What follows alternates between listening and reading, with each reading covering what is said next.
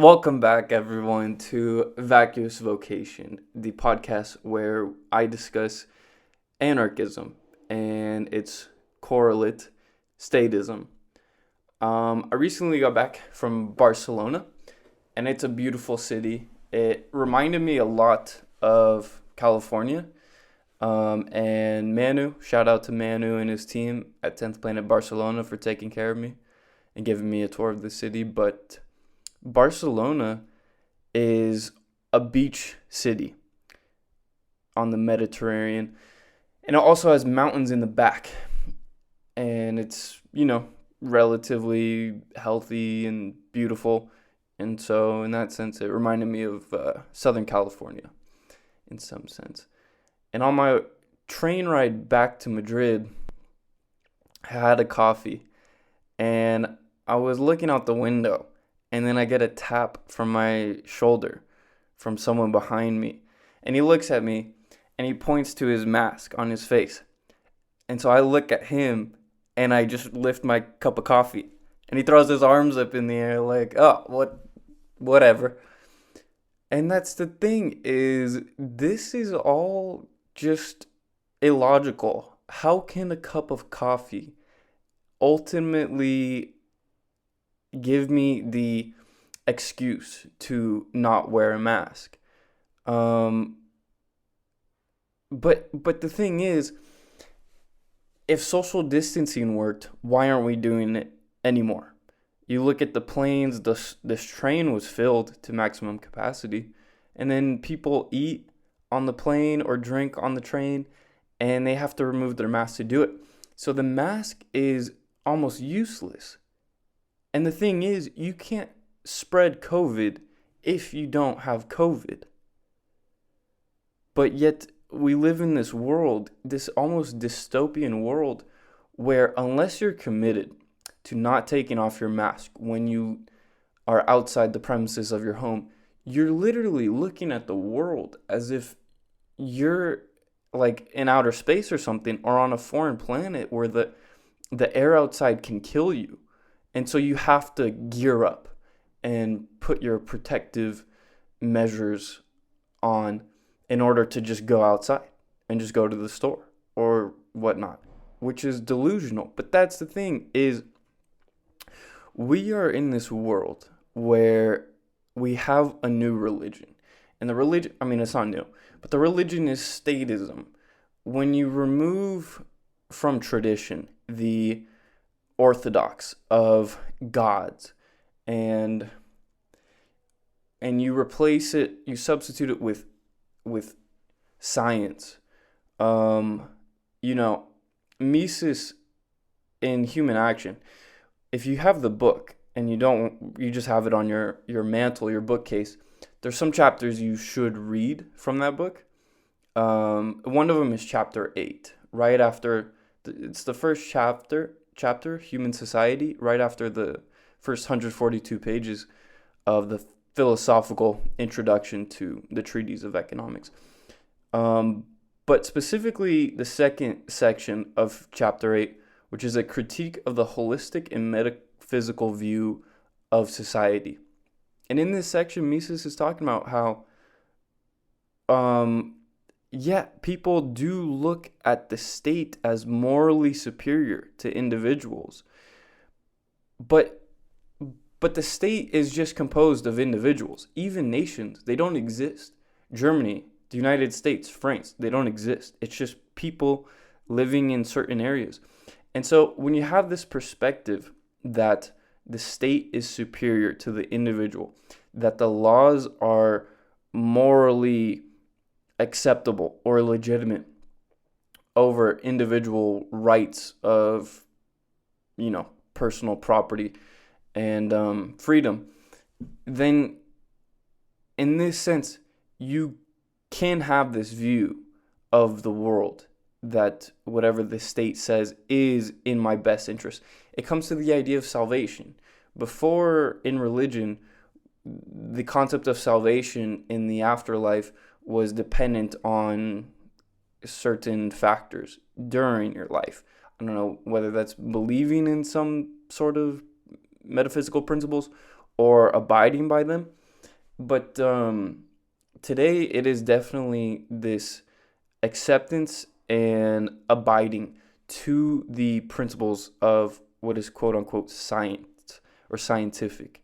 And as Dr. Truth Science Fauci likes to say in that one interview he did, frankly, this is his words, frankly, an attack on me is an attack on science. And that's just typical of this merging of not fascism, where you have the corporate system and the state colluding, but this is science and the state colluding.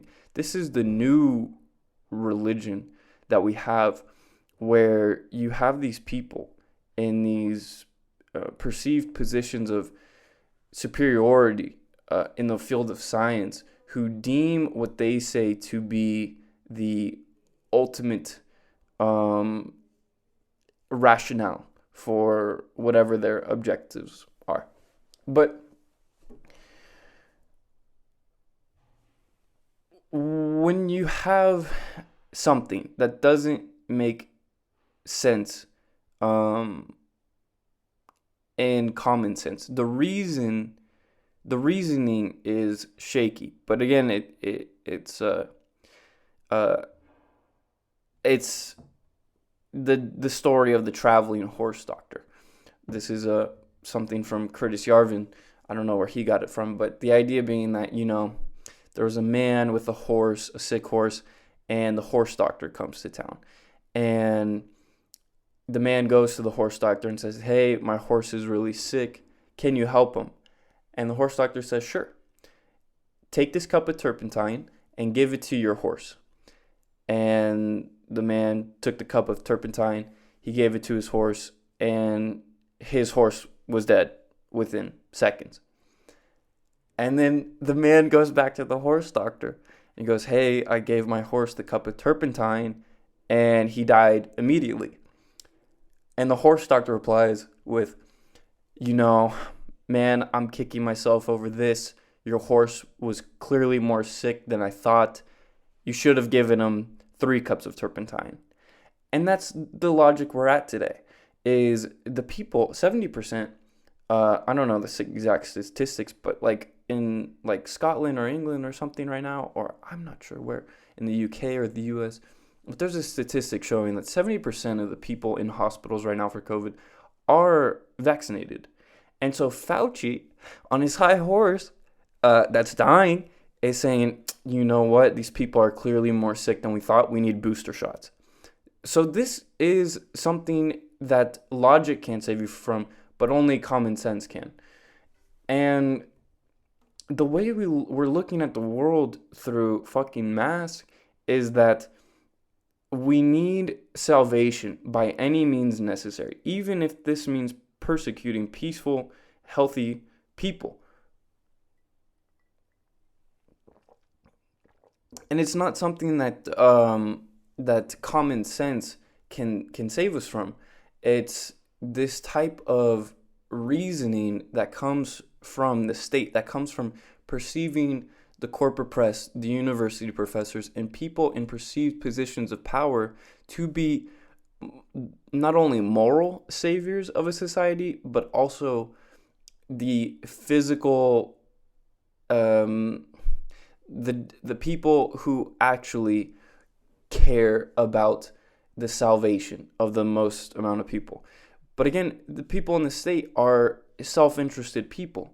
Okay, I literally woke up thinking about this, that it could be the police officers are more psychopathic than the politicians, because the politicians enforce rules for their own gain of money and power. But the police, subconsciously or consciously, enforce the rules of the politician, not as much for the monetary gain of it, but for the literal power imposed over other people. Michael Malice has this good quote about police officers, that you don't know, even if they're a friend or family member, what they're like on duty more than you know what they're like in the bedroom. And the idea is that the same applies to the statesmen and the politicians, where we don't know what they're like off the air, outside of their offices or outside the interviews. So the example I keep thinking about is if you just think of everyone as being naked, just naked individuals. That might be a disturbing sight, but the idea is that if you bypass, people being naked, people are more or less just acting individuals. And you can have conversations with people, about the weather, about small talk. And the thing is, when people put these outfits on, these brands, these badges, people perceive people differently. They make judgments. It's impossible not to discriminate against people's appearances. We make these judgments of value. And when you look at someone like someone with a badge or a vest of the state, we've been taught through tradition, and this is one of the things about if you look at communist China, they're big on respecting the elderly. And I'm not saying, don't get me wrong, this is not binary thinking, but I'm not saying to disrespect anyone. But what I'm saying is they're big on respecting elderly in order to maintain tradition and the inertia of the principles in place. So if you are trained to respect this tradition or if you're trained to respect the elderly, then you're also implicitly trained to respect the traditions of the elderly, which typically have been to be subservient to the state, among other traditions. But that's a big one. And so I'm saying not to disrespect other people, but to question the ideas, the tradition, the inertia of the preconceptualized concepts of society, amongst, for lack of a better words. And a little digression. I got an ovation in my class a couple days ago because this is what I said in my mumbled Spanish, all in Spanish, by the way, to flex. We were talking about the idea of, can you have these ideas of freedom come top down, which means the state to a society, or does it go bottom up, where it's individuals explaining to the state these ideas, and then that having kind of the cultural shift to influence politics? And we're talking about it, and then I this is what I said. I said, I have a proposition. I said, it is impossible to have the ideas of freedom and liberty come via top down to the people. And I said, not only is it impossible for the ideas of freedom to come from the state down to the masses, but it's also, if you're in support of this, you're a statist and a socialist. And I said, anarchism is inevitable, but we need examples. What are the examples? Well, if you look at communication over time, prior to the internet, it was the Federal Communications Commission that basically had a monopoly on the news channels on the televisions and the radio networks. Today we have cell phones. So anyone in the world can talk to anyone else, essentially. And then we have the platforms for discourse, as well as we have podcasts, which are decentralized networks in a way of information. And they're not regulated in that sense, which I like. Because podcasts are just ideas floating through the universe at top speed. And then I said, we look at security. We have AR-15s, which, read the article, Not So Wild, Wild West, showing how guns in society decrease the amount of crime, as well as we have video footage.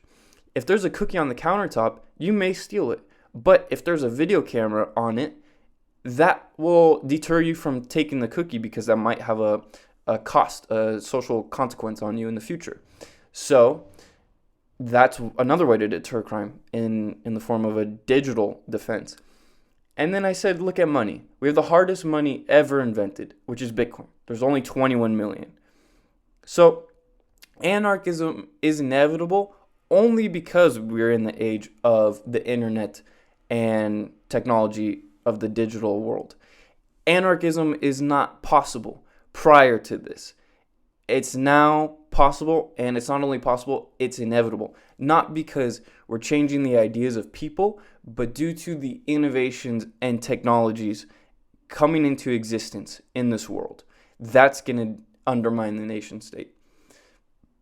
And some people are fucked. Some people are still living on the fiat system where they will remain forever. And it's unfortunate, but this is the concept Morpheus is talking to Neo about in the Matrix, where he's like, they're in that simulation, and he's like, the exact people we're trying to save are also our enemies in the Matrix because they will fight to keep their submission. And so this is the whole thing, is some people that we're trying to save with freedom from the state, they've been trained to be submissive. These people are unimpressive, and one of their only characteristics to their personality is obedience. So as long as they remain obedient to the state, they have some form of conceived status in the society, and they will take that to the grave. They've sold their souls. So some money will become obsolete in the world, which it has, and some people will also become obsolete in this world. So this is kind of the religion of statism, is that in the metaphysical sense, it is not so much a theology as it is the COPS, conditioning of psychological submission, accepting the perceived imposed legality as superior, morally superior, being told what you should do. When I'm like, fuck the word should, you should only do what you feel is right for your principles. Not be violent, be kind, be respectful, but don't do something because someone tells you that you should do it, because not everything's for everyone. And what's right for someone may be not as right for someone else. And it's up to them through their thinking and action to discover what it is that they want for their life. Because we're trained to become cogs in the corporate world. And it's not until people begin to think for themselves that they will experience freedom. But again, freedom's not for everyone. Even when anarchism comes, it's going to be in the world of panarchy, where some people want to live under Sharia law. Some people want to live in communist, socialist communes. But most people want to live in the free cities that are the most prosperous and peaceful, and having a Renaissance 2.0 in the world of prosperity, where we're absent of the fucking parasitic, coercive nation state. So cheers to that, and be safe, be kind, be great. Cheers.